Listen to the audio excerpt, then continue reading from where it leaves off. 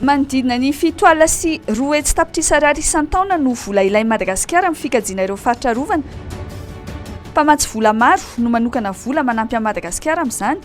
Tetikasa maro no tanterahana isaky ny faritra arovana ary mivantana amin'ireo vondron'olona ifotony sy ireo fikambanana misehatra amin'ny fikajiana ny tontolo iainana miasa eny anivon'ireny faritra arovana ireny ny famatsiam-bola.